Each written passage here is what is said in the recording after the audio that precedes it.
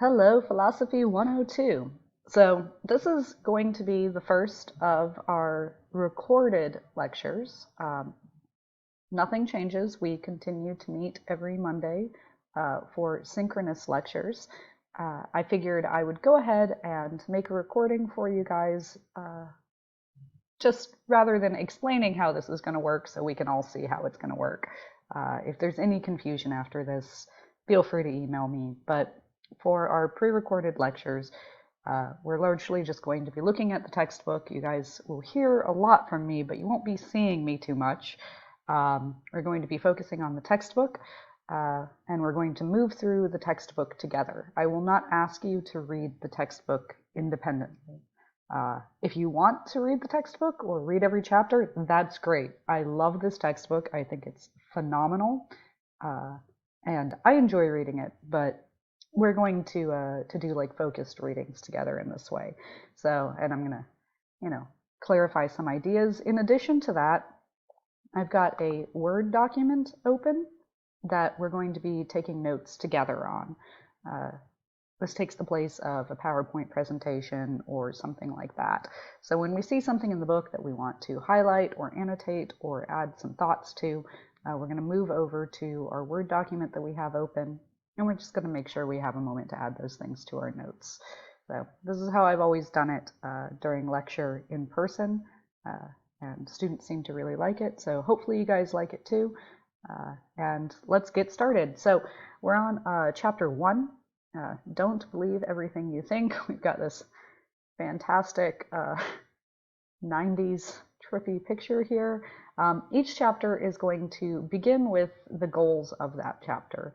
So this chapter is largely vocabulary. So we're going to be defining critical thinking and have a discussion of that. We're going to explain the role of beliefs and claims in critical thinking. I don't know that we'll focus too much on issues in real-world situations. It's not hard to imagine these situations. I might invite you guys to imagine some of your own. We're going to talk about what an argument is and how to recognize it. And then we'll move on to cognitive biases next week. So we're just focusing mostly on making sure we have a common vocabulary and understanding of these different concepts so that we can talk about them in a cogent way throughout the class. Each section of the textbooks, or each chapter of the textbooks, begin with these funny little stories as to why critical thinking is important. I think this one's silly, so we're going to skip it. But the first thing we should do if we're defining things is asking what critical thinking is. Right? So our textbook's going to define it in a way I like. Critical thinking kicks in when we evaluate beliefs and actions, when we critique them. Right? On one hand, there's good old-fashioned thinking, right? You're just thinking about things. That's what we do when we form opinions, make judgments, arrive at decisions, develop plans, come to conclusions, offer hypotheses, and the like. On the other hand, there is critical thinking. That's what we do when we rationally evaluate the first kind of thinking. So, for example, you think your car is parked outside, and hopefully, your car is parked outside. But if you start to evaluate, well, why do I think my car is parked outside? You're going to start producing reasons. It's unlikely to have been stolen is one reason. I remember parking my car outside is another reason you might come to form the belief that your car is outside. I can look out my window and I can see that my car is parked outside is another reason we might give. So it's not just thinking your car is parked outside, it's your reasons for thinking that your car is parked outside. And some of those reasons are going to be better than other reasons. So I can see my car parked outside is definitely a stronger reason to believe that your car is parked outside than maybe you remember parking it outside. Maybe our active visual senses are better evidence than our memories, right? And we're gonna talk about how we evaluate these sorts of things and these sorts of reasons. We're going to call them premises. More on that later as we move through this. But right, critical thinking is thinking that critiques. right? So it involves critiquing opinions, judgments, decisions, plans, conclusions, and reasoning in general. We engage in it when we consider whether our thinking, or someone else's, abides by the criteria of good sense and logic. So when they say logic here, they do mean something in particular, but it's not just whether or not you like it, right? We all share this reality together. So hopefully we're all going to engage with it and make decisions in it in a way that is rational. This textbook can be somewhat snarky about fields of study that are not philosophy. Philosophers can kind of be that way too. If you're taking other courses, chances are your instructor will think critically about the work you turn in. He or she will offer critical commentary on what work you submit. If you want to think critically, you have to do this yourself to your own work. Try to leave your instructor with nothing to say except good job. No, this is not the part where I thought they... There is a later portion down here. We're just going to kind of scroll on. This is what I was looking for. So just to clear up any confusion, some educators equate critical thinking with problem solving or innovative thinking, right? Thinking outside the box, something really, really creative or something like that. That, for our purposes, that's not what critical thinking is going to mean, right? This is fine, though at a certain point, proposed solutions and possible innovations have to be tested. That's where critical thinking comes in, right? If you invent on paper what you think is a perpetual motion machine or something like that, okay, cool. If you do a really creative drawing of your perpetual motion machine, okay, cool. But I'm going to want to test that. I'm going to want to actually build it and see if it works. That's more in line with the critical thinking that we're going to study in this class. We're going to be evaluating things.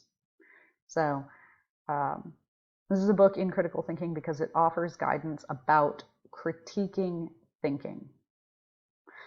So it's kind of meta, right? It's thinking about thinking, your own and other people's. So I'm going to skip quite a bit here because I really just, this might be worth looking at in your textbooks. This is a list of the goals of critical thinking that the authors of this textbook, I myself, and most philosophers are going to agree is involved in thinking critically, right? So these are our evaluations. How well does the student determine what information is or is not pertinent? Pertinent just means relevant to the situation. How well does the student distinguish between rational claims and emotional claims? I'm going to stop saying how well does the student. Separate fact from opinion. Recognize the ways in which evidence might be limited or compromised. That's one that I think is quite fun. Spot deception and holes in the arguments of others. Present his or her own analysis of the data or information. Recognize logical flaws in arguments. This is also quite fun. Draw connections between discrete sources of data and information. Attend to contradictory, inadequate, or ambiguous information. This will be a large part of our chapter 2.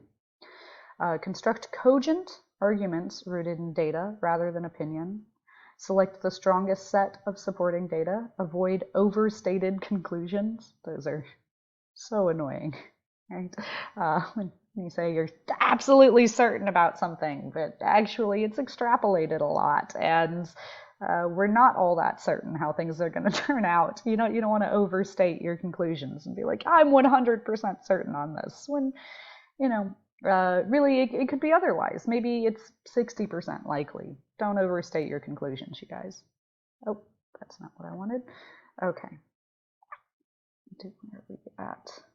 Okay, identify the holes in the evidence and suggest additional information to collect, right? If you find a problem with an inductive argument, you're going to want to be able to say what sort of information would fix that problem. So not only do you need to identify what's lacking, but it's excellent if you can see what you should need. Any of you who are planning to attend law school, your LSAT exams will have a lot of this in it. This class should be very helpful for GREs and LSAT exams and that sort of stuff. Okay, so I'm going to move on. If you want to take some time with this, you can. It's quite lengthy, and I don't want to waste your time. So let's get to our defining thing. So this textbook is ridiculous. If you think it's ridiculous, it's okay. I love it, but it is a bit ridiculous, right? The judges on The Voice critique singers, but that doesn't automatically qualify as thinking critically, right? So what the textbook is trying to teach us here is that the mere fact that critiquing is going on does not evidence that critical thinking is going on. A critique and a critique of thinking are different things. All right. So beliefs and claims. This is the first thing we're going to want to add to our notes. If you want to have a lengthy definition of critical thinking, then that is absolutely fine. But let's talk about beliefs and claims. Okay. And you can use whatever font colors you want, obviously. I'm just letting what happens in the textbook happen in these notes for organizational purposes. Okay. Why bother thinking critically? The ultimate object in thinking critically is to come to conclusions that are correct and to make decisions that are wise. Because our decisions reflect our conclusions, we can simplify things by saying that the purpose of thinking critically is to come to correct conclusions, right? I don't want to come to incorrect conclusions. I don't want to form the belief that my car is actually, in Tallahassee because I don't know, because I wasn't thinking critically, and I have a panic attack and be like, where is my car? Okay, it's a bit ridiculous to try to give examples of some of these things, but it's important to me that I come to correct conclusions when I'm doing things like voting or choosing between products, choosing between different types of computers, for example, right? I'm taking other people's claims, and I need some method to evaluate these claims to determine their veracity, but also the likelihood of their conclusions that they obviously want to lead me to, but to establish a baseline for the reliability of my own conclusions. So it's important to me that I come to correct conclusions. And, apologies for the neutral example of shopping for a computer. I probably should have just said, look, when we choose to vote in our country, it should be important to each and every one of us that the conclusions that inform that decision are based on good reasoning. It would be terrible to me to be doing something that was based on bad reasoning or incorrect conclusions. Okay. The method used to achieve this objective is to evaluate our thinking by the standards of rationality. Of course, we can also evaluate someone's thinking through the objective. There might be simply to help the person. Oh, sorry, that was a weird sentence. All right, let's move on a little bit. What is a belief? I'm going to clear this off the page for a second so we can just have a bit of a chat. Think about how you define a belief. Is a belief in any way meaningfully different to you than a claim? Normally, if this were in person, I would pause for a minute and ask you guys to try to define belief for me, and nobody would say anything. And then I'd just go on and define it for you anyway. But please, in this space, what is a belief? What does that word mean to you? I believe my car is outside. I think my car is outside. I would even claim that my car is outside, right? And it would be weird if I believed my car was outside, but I didn't think my car was outside, right? Philosophers like to play these games like that, where I'm like, well, could I distinguish from believing and thinking by saying I could do one without doing the other? Looks like I couldn't, right? Think of something that you believe and then ask yourself if you also think that is the case. I think that really drives the point home, right? So let's look at what our textbook has to say. So a belief is obviously something you believe. It is important to understand that a belief is propositional, which means it can be expressed in a declarative sentence, a sentence that is either true or false. So this is the first important part of a belief, right? It's going to be either true or false. This is what propositional means. Right? So let's just, wow, these fonts are nuts. Okay. I should probably fix this as well. Okay. All right, so the cat is on the mat. Right, we're back to second grade. I'll add an exclamation point here, or even first grade. The cat is on the mat. Right. This is going to be either true or false. Right. My car. I almost wanted to say my cat is parked outside. Right. This is going to either be true or false.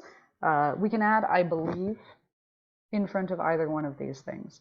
You wouldn't believe something that wasn't propositional, right? If you want to try, if you can think of something that you believe that's not going to be true or false, and we'll talk about like being a little bit true or maybe being both true and false later in the semester, and why those really aren't viable options. But something you believe that isn't propositional, that would be really interesting. Like, okay, let's move on. Okay, a good bit of muddled-headed thinking can be avoided if you understand that beliefs are propositional entities. But more on this later. Apparently our textbook is of the same disposition as me. Right? This is our next important bit. As we use these words, beliefs are the same as judgments and opinions. When we express a belief or judgment or opinion in a declarative sentence, the result is a statement, claim, or assertion. And for our purposes, these are the same thing. Right? So, and again, you don't have to put these in your notes exactly as they are here, but because this is a big long sentence, right? But we want to make note that beliefs are the same as judgments and opinions, right? Would you ever say, well, I believe my car is parked outside, but it is not my opinion that my car is parked outside, right?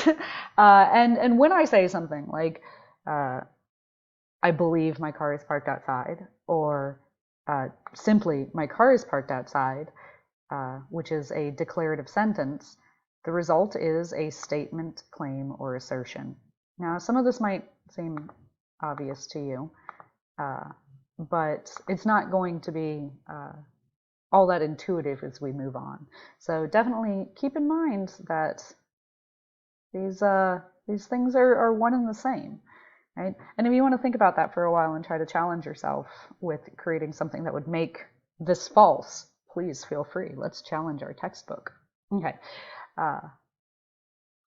Usually I get some pushback at this point. Some students are like, no, a belief and an opinion is different, right? And if you're of that inclination, that's fine. Push back on this and ask yourself, do you have beliefs that aren't opinions? If opinion seems weaker than belief, or belief seems weaker than opinion, or judgment, or something like that, ask yourself why that might be. Is it just a sense you have about the word, or is there a meaningful difference between those things? Okay, let's move on. If you want the shorthand version of this, the textbook has these lovely little asides where they're much less verbose. And they just kind of stated explicitly. Beliefs and claims are propositional. They can be expressed in true-false declarative sentences. There you go. Yeah. Highlight that. All right. So moving along. Objective and subjective claims. So this is also going to go in here. Okay. So objective and subjective claims. Some people have these definitions exactly backwards. Like they feel like they know what they are, but they've just swapped them. So blank your mind on whatever you might think these words mean, and let's move forward with a tabula rasa, with a clean slate, right? But let's keep in mind, we're talking about claims here specifically. So we talked about beliefs and claims, and that claims are derived from beliefs in this earlier section. So we're talking about claims, not facts, claims. So don't let that slip away from you. It can get tricky. Right? An objective claim has this characteristic: whether it's true or false is independent of whether people think it's true or false.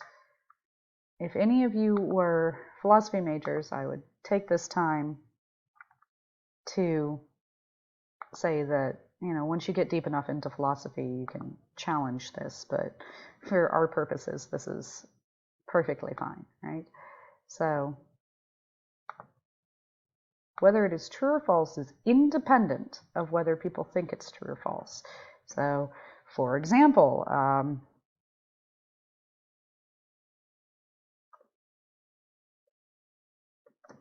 if I voted, if I held a class vote and asked you whether or not my cat, I don't have a cat, but let's say I did, my cat was on the mat,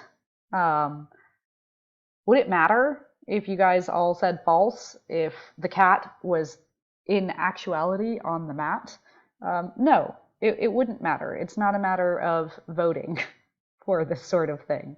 Right? This is how I like to think of objective claims. Right? Whether it's true or false is independent of whether people think it's true or false.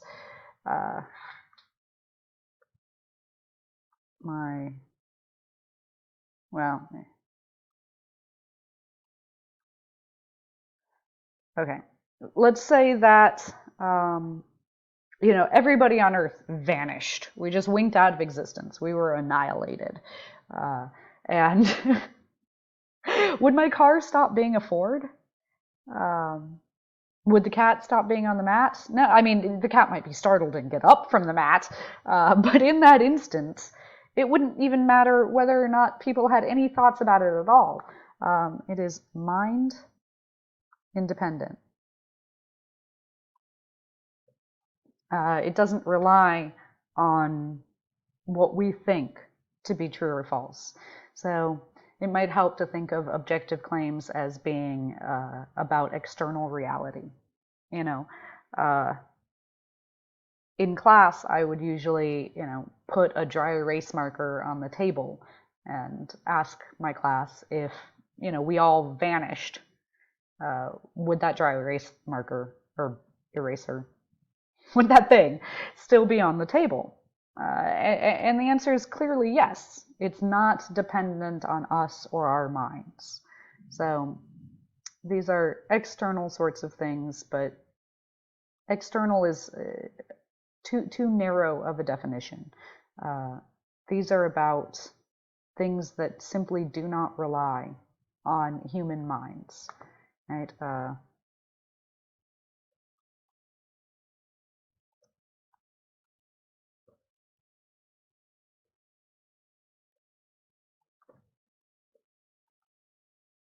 This one might be a little easier to think about. Earth is the third planet from the sun, right? So definitely this planet wouldn't be called Earth if human beings didn't exist, and the sun wouldn't be called the sun if human beings didn't exist. But it would still be true that this thing, this body, this physical body that is this planet, would indeed be the third of those from the sun in the solar system. This is completely mind independent. Right? And for that reason, it is an objective claim. Okay, so let's move on and talk about our other types of claims. Where were we? Here we are. Okay, we've got some examples in the textbook.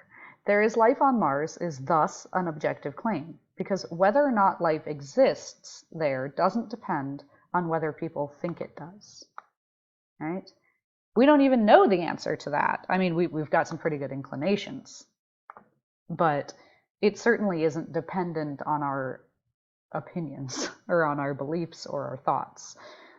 If everyone suddenly believed there is life on Mars, that doesn't mean that there suddenly would be life on Mars. Likewise, God exists is an objective claim because whether it's true doesn't depend on whether people think it's true. Right? Everyone could be an atheist tomorrow, and that wouldn't change an existence claim.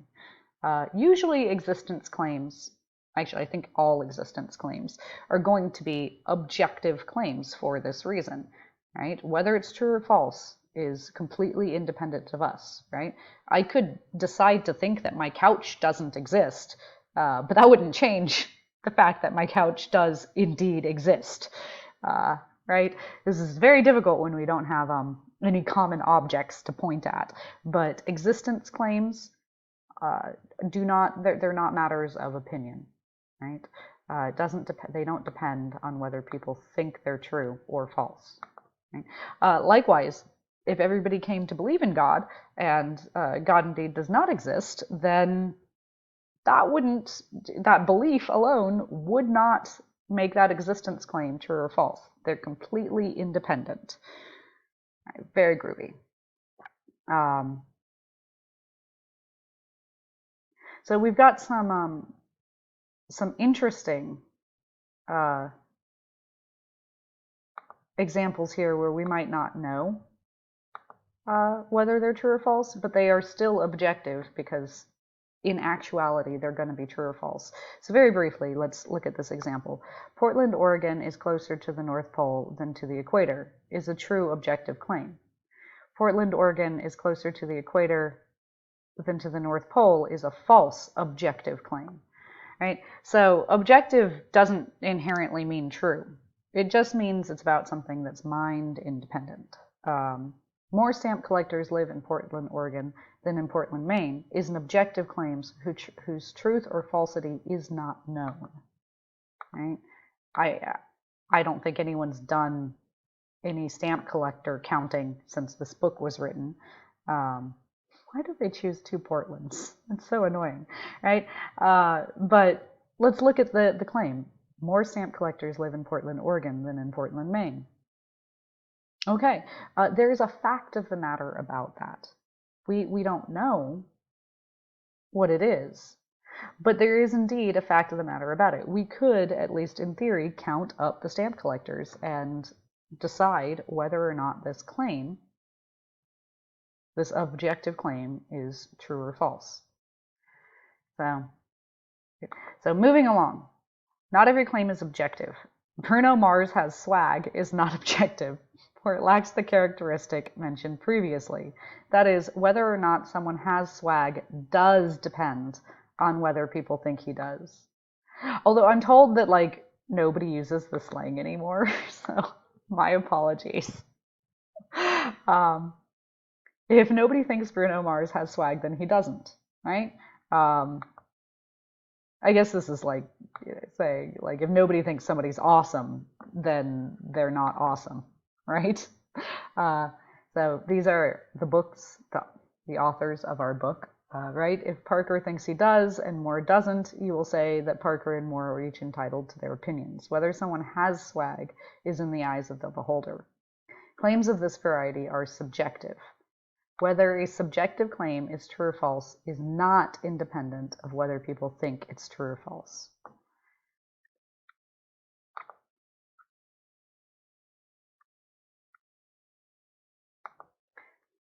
So, and feel free to, excuse me, feel free to write these however you like.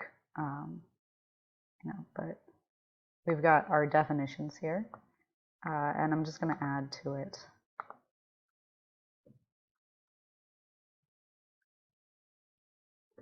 These are mind dependent, right? And I want to take just one brief moment. Well, maybe we can give some examples of this. Let's give some examples of this. Examples of subjective claims, and again, we're still talking about claims, would be judgments of taste, such as rice vinegar is too sweet. Is rice vinegar too sweet? It depends on what you think. Some kinds of comparisons are also subjective. Snowboarding is snowboarding more fun than skiing, right?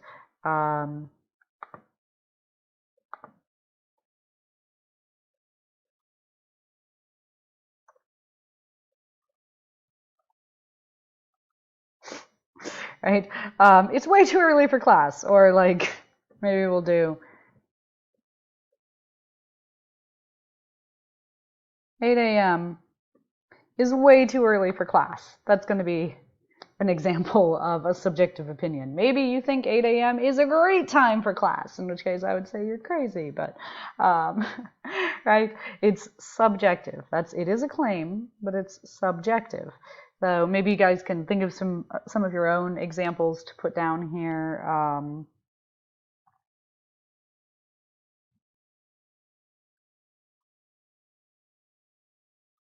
Chocolate is the best. Interestingly, this is not going to be a subjective claim.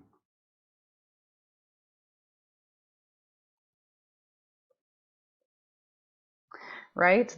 I like chocolate is going to be an objective claim because there is a fact of the matter about whether you like chocolate or not. Now, it does depend on your existence, but if people voted, right, if 50 people voted that you did not like chocolate, that wouldn't change the fact that you do indeed like chocolate, right? It's not a democratic sort of thing. So I'm going to locate this in the objective claims because whether you do or do not like chocolate is not reliant on what other people think. It's a fact, right? Okay, let's move on. Okay, so we've got this sentence, and this is the last thing we're going to look at in this section. Shoot. It's almost just not even worth trying to copy. I'll just type it all out. Okay.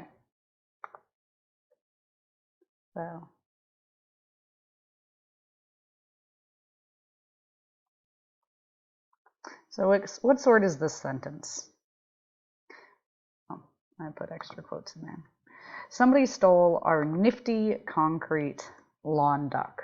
For those of you who don't know what nifty means, it's basically cool, right? Let's get even more modern. Our dope concrete lawn duck, right? So somebody stole our nifty concrete lawn duck. Let's think about this. Take a moment with it if you care to. Pause the video. I don't know, go get a snack. We're seeing a kind of combination of claims here, right? For example, that it's concrete. That is objective. We couldn't vote on whether or not that duck was made out of concrete, right? Whether or not it was stolen, maybe, I don't know, there was a flood and a river just carried it away, right? Voting on that wouldn't really change it, right? Either it was stolen or it wasn't, right? Whether it's true or false is independent of what people think, right? That it was a lawn duck and not like a lawn otter, I suppose, or a skyscraper, or I don't know, an actual living puppy, and you couldn't vote on that, right? But whether it was nifty or cool or dope, that might be subjective, right? What do you guys think? Okay, let's go back to this.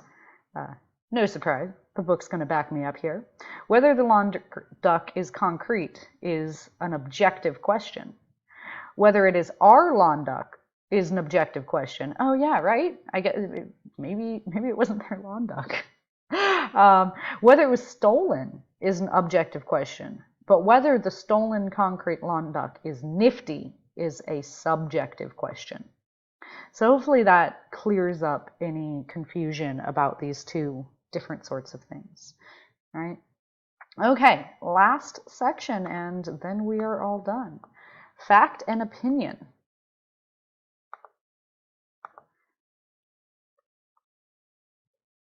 Okay. Some of the section tends to confuse students more than it helps them because, frankly, this is a lot of definitions at once. Once you step back and look at these things, it'll be clear that they one idea leads to the next, leads to the next. So maybe just take some time to review this if this section gets a little confusing. And once you get used to using this vocabulary in this way, I promise it'll become much more natural. Okay, so sometimes people talk about the difference between fact and opinion, having in mind the notion that all opinions are subjective. Right? What do you guys think? Do you think all opinions are subjective? Try to think of a sentence that contains, in my opinion, but it's not subjective. Well, it's pretty easy for me. In my opinion, my car is parked outside, right? In my opinion, there are more people in Los Angeles than in Las Vegas, right? These might be grammatically or socially awkward sentences, but they're not subjective, right? Because there's a fact of the matter about how many people are in Los Angeles and how many people are in Las Vegas. So it's pretty easy, right? So if you're thinking that all opinions are subjective, you need to, at least for this class, set that idea aside, right? But some opinions are not subjective because their truth or falsity is independent of what people think. Again, in this book, opinion is just another word for belief. Right? If you believe that Portland, Oregon is closer to the North Pole than to the equator, your opinion happens to be true and would continue to be true even if you changed your mind. Right? If I said, I believe Santa Claus exists, that would be false. But I could change my mind. I could say, okay, I've seen the evidence. I'm definitely certain that Santa Claus does not exist now, and he would continue to not exist. His existence is completely independent of whether or not I believe in him. We're not talking about Peter Pan in this class. If any of you guys are thinking about Tinkerbell and Peter Pan, it's not happening. Philosophers kill that stuff. We just destroy it. No, Tinkerbell, you simply don't exist. Okay, you can refer to objective opinions as factual opinions or beliefs if you want, but that doesn't mean all factual opinions are true. This is the part that confuses students. If this trips you up, just understand that when they say fact, what they mean, or factual, what they mean is there is a matter of fact about it, right? Portland, Oregon is closer to the equator than to the North Pole is a factual opinion that is false, right? So just saying like, oh, it's factual, at least for our purposes in this class, is not going to mean that it's true. It's just going to mean that there is a fact of the matter about it, right? It's propositional. It's the sort of thing that can be true or false, right? We could go measure the distance of Portland, Oregon from the equator and from the North Pole. So there is a fact of the matter about it. And in this case, it's false. So we've got this lovely little recap here. And this is what I want us to put in our notes, because this kind of does the thing that I was talking about. It's one big long chain, right? This is crazy. So this ties these ideas together, right? So a factual opinion, belief, or claim equals an objective opinion, belief, or claim, which equals an opinion, belief, or claim whose truth is independent of whether or not anyone thinks it's true. So let's just,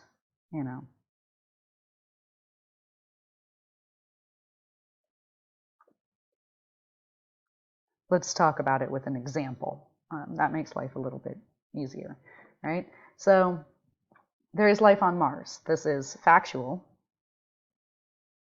And it's factual because there is a matter of fact about it, right? It's the sort of thing that can be true or false, right? This makes it objective, right? Because it's what we think about it doesn't matter. Whether we believe it's true doesn't matter, right? And here we just have this.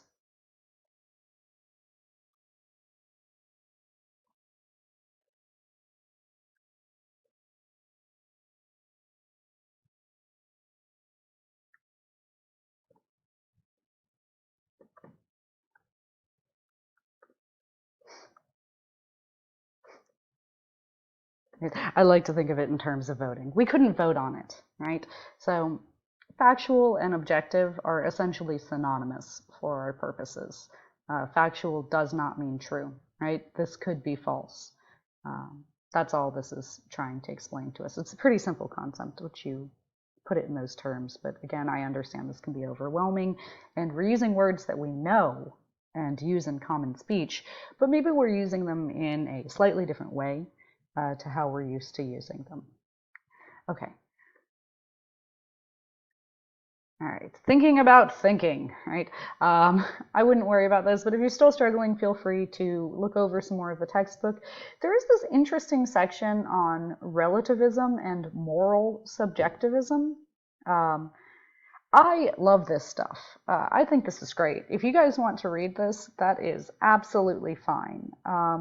If, as we've been going over this, you're like, well, what about the sentence,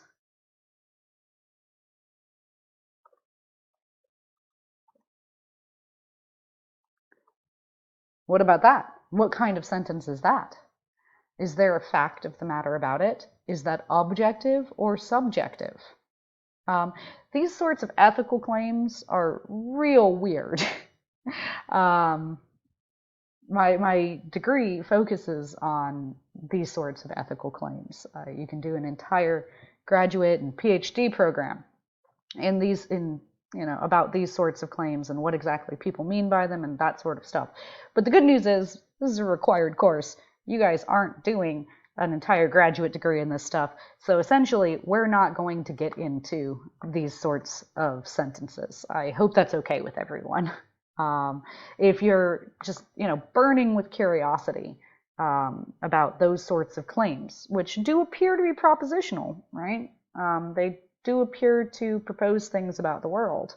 You might want to look at these two little subsections, right? And specifically with regard to moral subjectivism, right? You can see bullfighting is morally wrong. Jason shouldn't lie to his parents, right? That sort of thing. And if you don't like what the book says on it, you should know people are still arguing about these sorts of things. So, okay, issues. I just realized I said the last section was going to be the actual last section, but I lied.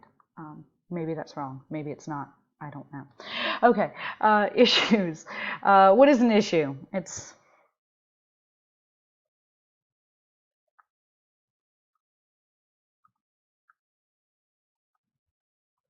It's just the thing we were discussing.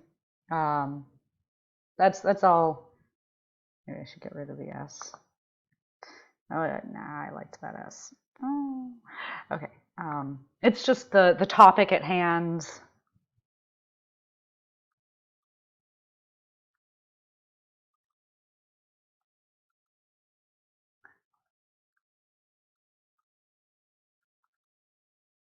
The thing we're interrogating, the thing we're critiquing.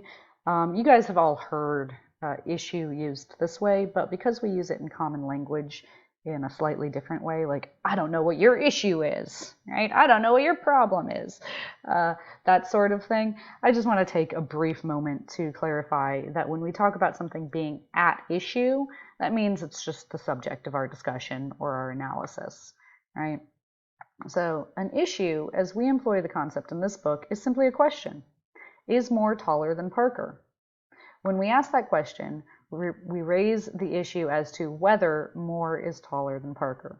To put it differently, we are considering whether the claim Moore is taller than Parker is true.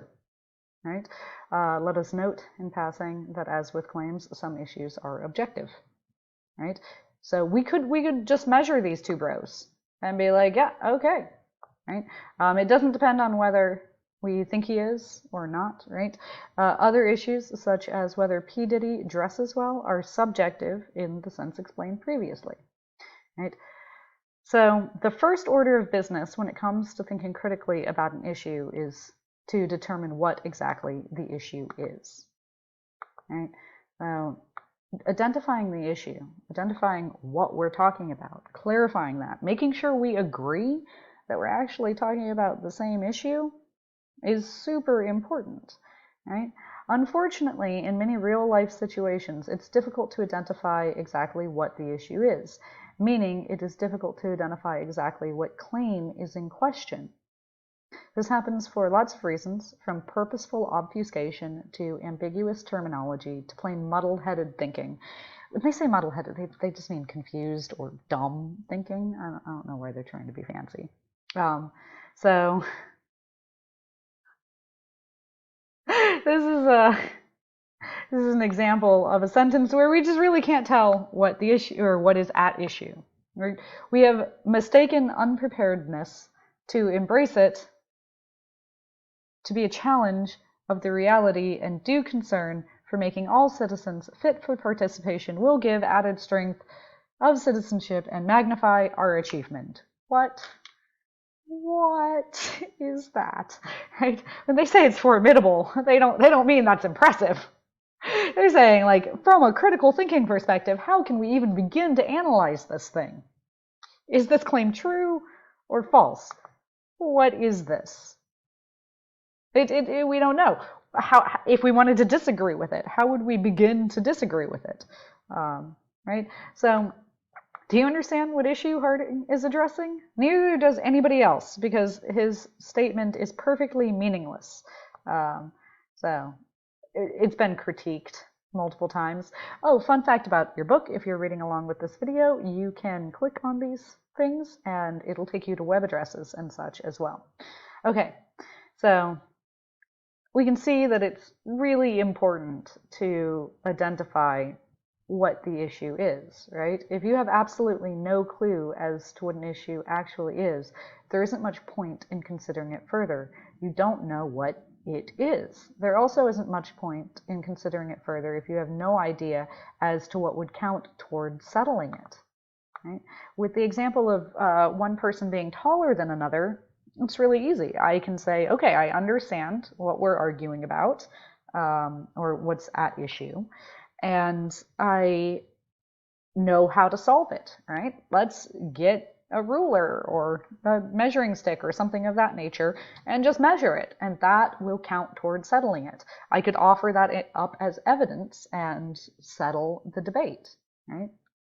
For example, suppose someone asks, is there an identical you in a different dimension? Right? What sort of evidence would support saying there is or isn't? Right? Nobody has any idea. Almost any question about different dimensions or planes or universes would be apt to suffer from the same problems unless possibly it were to be raised from someone well educated in physics who used those concepts in a technical way. Right? So if you want to spend some more time with this section, you are welcome to, but we're going to move on to this, arguments.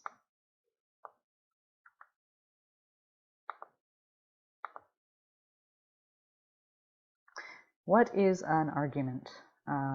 If you take nothing else away from this lecture, please, this is the important one. An argument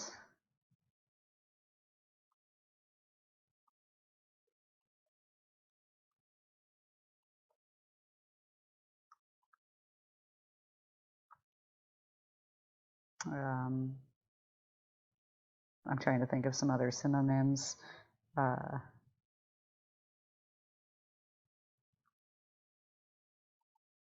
Or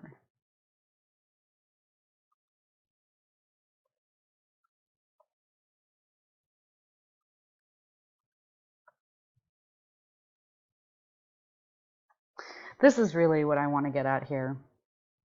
Nothing about an argument requires two or more people, right? A fight kind of needs, or at least a debate, maybe these things might need two or more people. An argument, as philosophers mean it, doesn't even mean two sides.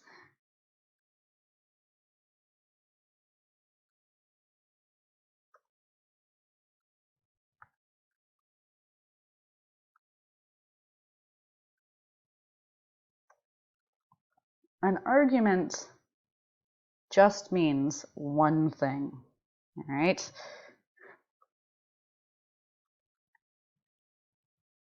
This is important, right? Sorry to just yell at you in your ears. That's not a nice thing to do. Okay, so in our experience, lots of college students seriously contemplate getting a dog or cat, but they are conflicted.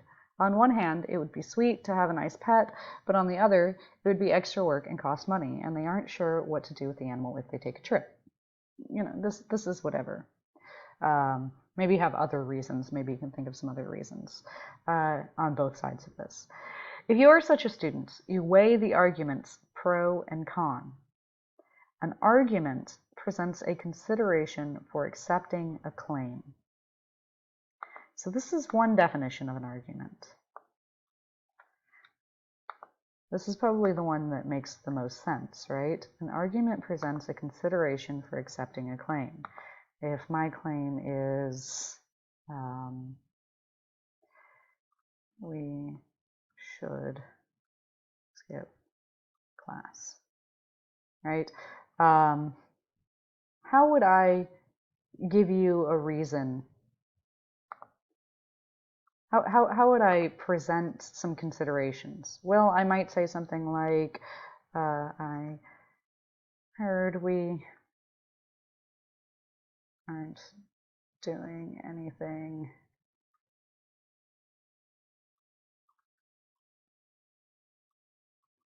I heard we weren't doing anything important today, right? There is a sub, right? There's a substitute. No one else has come to class. These are all kind of lousy reasons for skipping class. So what I'm going to do now is I'm just going to take this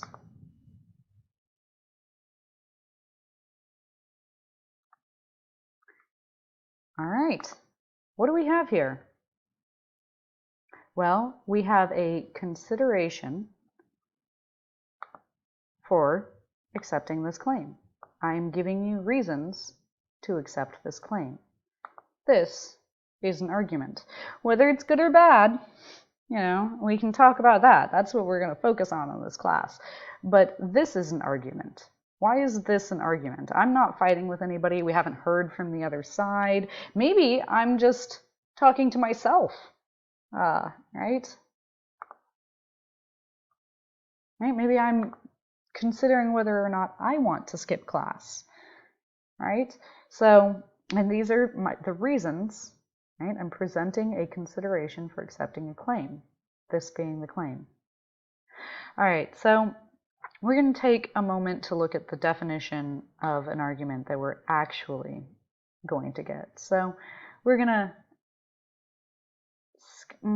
I want to go ahead and give you guys the argument that the textbook has. It's not in here. Okay. I'm going to give you this definition, then we're going to explain the parts of it.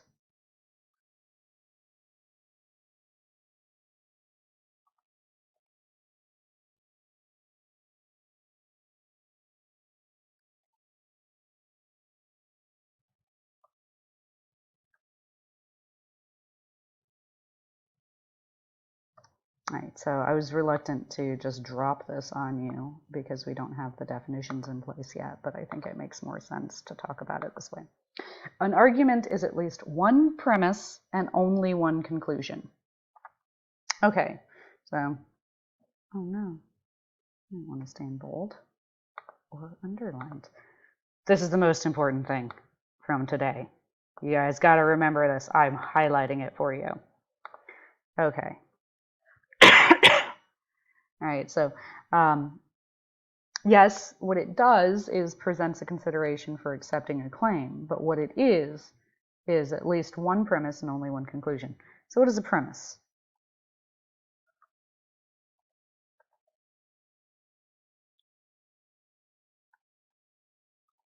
Sorry, you guys, I have long nails and it makes me a terrible typist. I need to get my priorities in order. Okay. There you go. So what is a premise?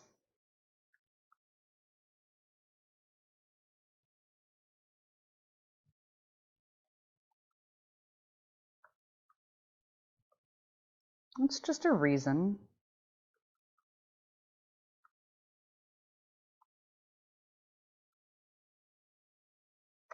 It's just a reason for accepting a conclusion, right? So here I have a couple premises. I have one premise. I have a second premise. I have a third premise. And I have a conclusion, which I, in the future, will probably abbreviate with just a C. But maybe I should do this to separate it, make it a little more visually clear to you guys. But we can think about these things as reasons, whatever works for you. I'm going to call them premises. So understanding this language is quite important. But shoot, you know, this is not helpful. I gotta turn down the scroll rate on my computer. Okay, so let's look at our definition and see if this satisfies our definition of an argument, right? An argument is at least one premise and only one conclusion. So do I have at least one premise? Yep, check, right there. Do I have only one conclusion? Yep, check, right there, right? Could I add premises to this? Yeah, sure, right? What's a fourth reason to skip class? I'm really tired, right? So again, they don't have to be good reasons. This is still an argument. This is now a for premise argument that you might have with yourself. Okay, so this is our definition of an argument that we're going to be using, and most of what we're going to be analyzing is going to look like this. It might not be written on the page like this. In fact, I guarantee you it won't usually come to us from the textbook written like this. But if we really think about it, we can turn a lot of things into arguments that look just like this, right?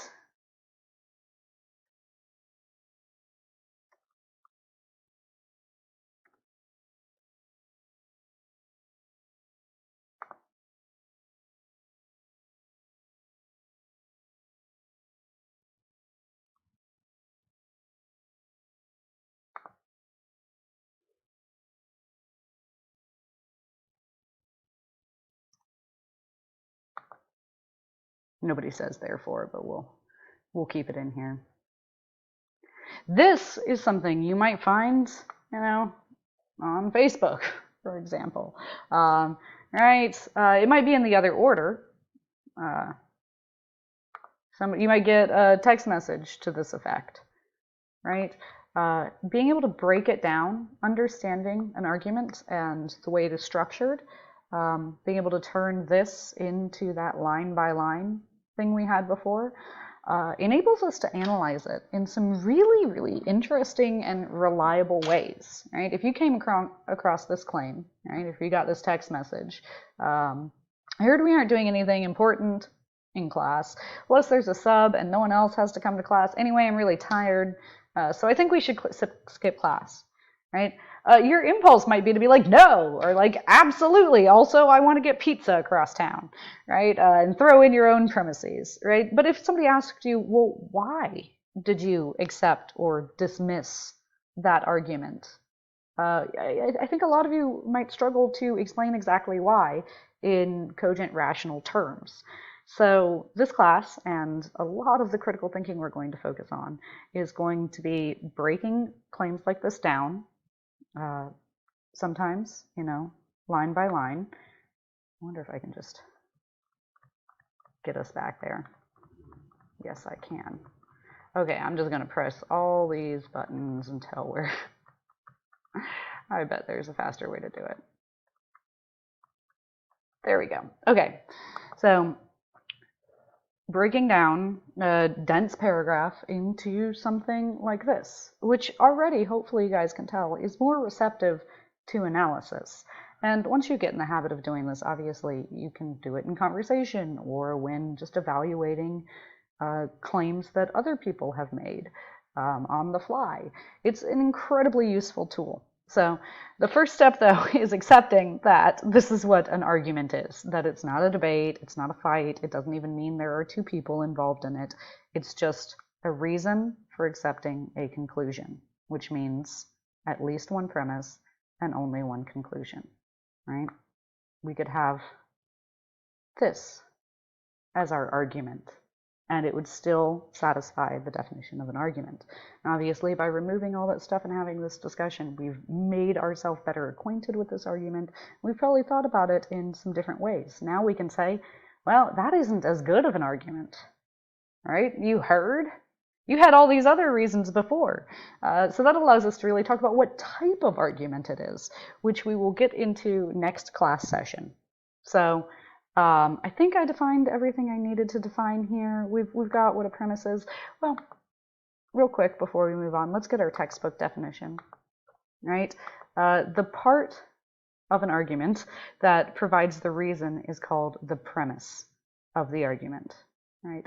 Though any argument may have more than one premise, the other part is called the conclusion. The conclusion of an argument is what the premise supposedly supports or demonstrates. Right, so if you want a more formal definition, then a premise is just a reason for accepting a conclusion. This is what we're going to have for that. But again, it's just the reason.